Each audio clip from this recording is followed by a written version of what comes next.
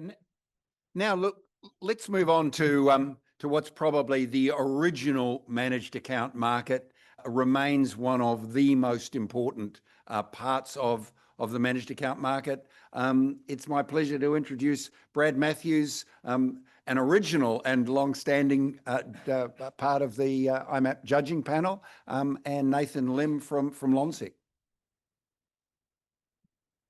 Thanks, Toby, and afternoon, everyone. Yeah, so I think I mentioned on the awards night that the quality in this category was very high, and because things like client collateral and process documents and philosophy were all really well articulated, the performance became more and more important in terms of a driver of points of difference. It was also notable, I think, that the process of evolution in this space. You've seen the emergence of specialist SMA managers in Australian equities, and whilst in the past there's been a lot of managers who've run really big funds have had a go at running SMAs, they've become less and less. And our winner this year is very much a focused SMA manager as opposed to a group managing a large fund, which I think is quite challenging to do when you look at things of timing of transactions and so on in the Australian market in particular. I guess the other feature, as Toby alluded to, this category has been around a long time, and we often think managed accounts and SMAs are quite a recent evolution. But in terms of the Lonsec core strategy, Nathan, I think 25 years now. That's right. Think of what we're doing 25 years ago. We're probably out watching the Sydney Olympics, but Lonsec was putting together their SMA, and so just to provide us, Nathan, maybe a little bit of background behind the philosophy behind that and how it's positioned. Yeah, sure. Thanks, Brad. Well, first of all, I just want to emphasize again, I'm not the lead PM on that strategy. I do want to call out Dan Marati, who has been the steward for that strategy now for some years. And that's the other element as well. Yes, we have a 25-year track record. Yes, it has beaten the ASX 200, its benchmark since inception. So it's got strong numbers, but it wasn't Dan, right? Dan is just another steward of that capital that our investors entrust with us. And what we lean into is that long-standing Lonsec approach and philosophy, which underpins everything that we do. And so specifically, as it comes into the Lonsec SMA, core SMA, it's a large cap, high conviction strategy. It holds between 25, 30 securities. But the key thing here, and this is where it ties into the philosophy of Lonsec, the group, is really around balancing between diversification, alpha generation, and risk control, because you can't just always be trying to swing for the fences. At the end of the day, being a large cap manager, you inevitably are going to be in probably one of the core parts of a client portfolio. And I think what a lot of advisors expect from us is to manage that volatility. And by that volatility, I'm talking about how it performs relative to benchmark. So being benchmark aware is something that is part of what we do. Now, that said, very similar to what I was hearing earlier, we do have a quality bias. We like to call it QARP, or quality at a reasonable price.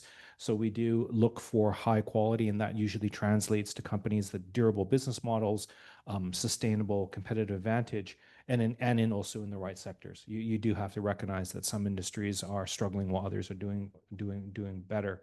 But ultimately, there is a price for everything. And as the previous speaker was suggesting, when you're starting to get up to like triple digit PEs, it's getting very hard to justify owning something like that, irrespective of how high quality it is.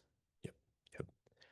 You mentioned that performance has been strong over that 25 years. It was certainly notable in the judging process that the last 18 months in particular, the strategy has done very well at a time when a lot of Australian equity strategies have struggled, most notably because trying to get to valuations on CBA in particular was an issue for a lot of managers.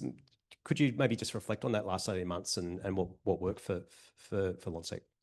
For us, it was really two things. One was definitely stock picking. That was very important. But just let's address the elephant in the room, as you've quietly called out. In regards to CBA and resources, if you didn't own that over the last 18 months, you were a cactus. That was, as a large cap manager, that was the biggest challenge you had to face. And that kind of ties back into that comment I said earlier about risk is managing that awareness on the portfolio, and being too far underweight the financials is a risk in itself, right? And so for us, we were holding CBA, Westpac, and NAB at a slight underweight, so it was never really a big detractor for us. So we were able to stay with a big part of the market in that way. Where we really added real value, though, was really around stock picking. I asked for some analysis done, and it was just straight up stock picking. Computershare, Aristocrat, ResMed, Newmont, Telstra.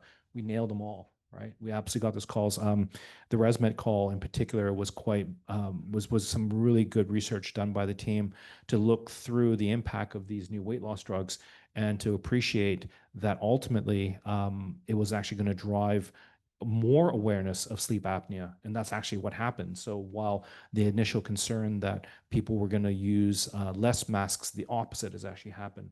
And just going back to the banks again, part of that idea of around wanting to not be too underweight the sector, the big piece of work we did there was we just recognized that there was no credit stress 18 months ago, and similarly, the whole, at the time, if you remember, there was that whole thing about the mortgage cliff.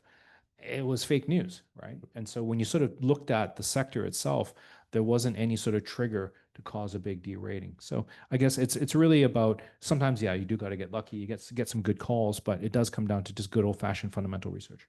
Yep. And I guess the process leads you to that. And it was certainly noticeable through the assessment of the process that it was a very clear, pragmatic, logical process that could easily be handed down from one PM to another, which I guess is what we're looking for, particularly for a core part of a portfolio that has to stand the test of time. Can you maybe just talk a little bit about the process, and also what role does the top-down assessment have in that process as well? Right. So you start with good old-fashioned fundamental analysis, right? So the initial screening is what you would find in sort of your normal quant and qual screen. So that will immediately get you into a short list of stocks separated by sectors, right? From there, you get really deep into the industry themselves and make a call on whether or not you really want to be in that sector. And then within that sector, the companies themselves, standard stuff, good, strong management, good pedigree, track record of success, financial stack up, and the product itself is the right place at the right time.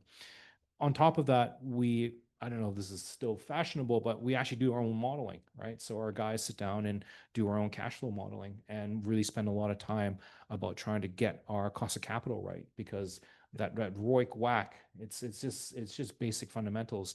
You got to get that calculation right. So you got to spend a lot of time getting your cost of capital vis-a-vis your valuations, vis-a-vis your cash flow forecast right. But ultimately, that just lands to what we call our Corp score, right? Yep. And so by having that Corp score, it helps drive an intrinsic value. That intrinsic value then helps us with sizing and with risk management. And then ultimately, to your final question, where the PM comes in with that top-down view is that once we've got all of our stocks laid out, once we've got them all ranked, we know the relative strengths and weaknesses. There is then the fundamental overlay, which is then looking at the macro, right? Yep. Where are we in the cycle? What are we thinking about policy risk? What are we thinking about the Trump administration? And then putting that final lens to just get the sizing right. And that's really how we wrap together that quality with the risk management. Yep. Okay, Nathan. Well, I think we all love Aussie equities, and there's plenty more I could ask you, but unfortunately, Rob took up all our time. So with his questions, so we might have to wrap it up there. But congratulations and thanks for your input today. Thank you.